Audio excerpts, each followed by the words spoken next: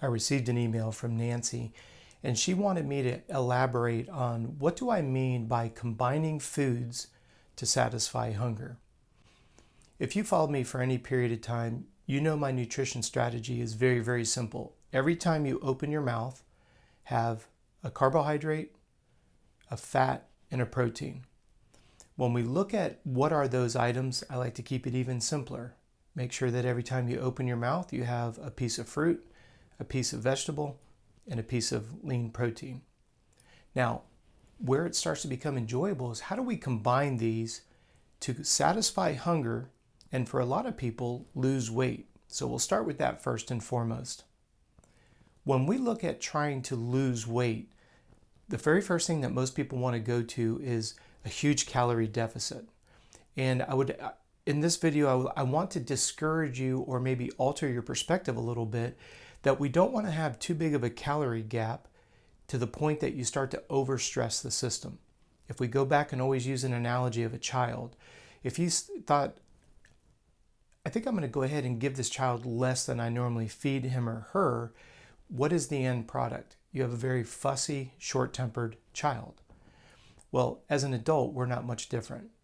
So the beautiful part is if you've been using the Garmin platform, it gives you a very detailed report of how many calories do you burn on a daily basis to sustain life, and how many calories do you burn on a daily basis based on your activity intensity and duration. So if we come back to the original question, why and what do I mean about combining foods to satisfy appetite and we'll continue the thread of thought, lose weight? The way that you do that is by combining a carbohydrate, a protein, and a fat. Protein and fat are the only macronutrients that satisfies hunger. So if you find yourself eating an abundance of low fat, no fat, high carbohydrate type items, you're going to notice that you're going to be eating and you're going to find yourself hungry very, very often. If you recognize the idea that fat and protein are the only macronutrients that satisfies appetite, this is where combining the foods serves a multitude of benefits. For the sake of the original question, that's how we satisfy hunger, protein and fat. The way that we make sure that you're not overeating is because fruits and vegetables are very low on the calorie side, but they're very high on the nutrient-rich side. So your immune system is going to be strong. When you complement fruits and vegetables with lean protein, you get the amino acids you need to rebuild muscle and support your immune system as well. So if you zoom out and you look at the bigger picture, what are you left with? You're going to have a relatively low calorie intake. We want to make sure that the gap's not too big.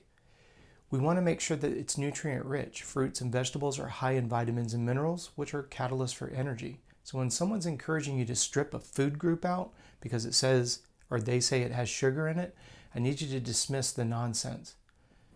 You don't want to remove food from any food group unless you have an allergic reaction to it. If you have a sensitivity to it, absolutely, you need to find an alternative source. But to take and strip an entire food group out because they say it has sugar in it is completely unhealthy. When we come back and wrap this entire subject up, if you're learning how to combine foods, every time you open your mouth, have a carb, a protein, and a fat. The more colorful your plate, the more nutritious it is.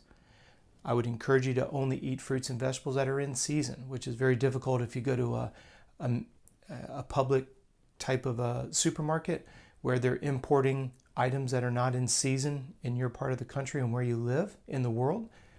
Stay to what's in your region that's in season. I could do an entire video on the nutritional value of that. A lot of the stuff that we get sent in has very little to no nutritional value because it's essentially been grown artificially. Like I said, I could do a separate video on that.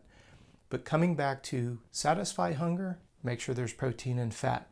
Drop unwanted body fat, make sure that you know what your calorie expenditure is, and then try to get as close to that as possible without letting the gap get too big. And again, with the Garmin, you can evaluate the stress to make sure it's not too much. You can rest at heart rate, you can look at body battery, you can look at your stress score. You put all these together, nutrition becomes very simple. As I said at the beginning of this video, I like to say combine your foods, make sure it has a carbohydrate, a fat, and a protein. Make sure it's extremely colorful, and I'll even go so far as to eat every couple hours. What that does behind the scenes is it keeps your blood sugar levels stabilized. So hopefully that answers the question on my idea associated with nutrition. How do we combine foods? How do we satisfy hunger? And how do we make sure that we're leveraging body fat for fuel? We want to make sure that we don't put a calorie gap so large that we actually stress the system and it starts producing cortisol. That's a fat magnet, and we see this quite often. People will go on a calorie restricted diet and actually gain body fat. So hopefully that helps. If you happen to have a question, I want you to do me a favor. I want you to send me an email. contact@coachrob.com. Every day here on YouTube, we're putting up a new video. So please remember to subscribe, turn on the notifications, and we look forward to seeing you again tomorrow.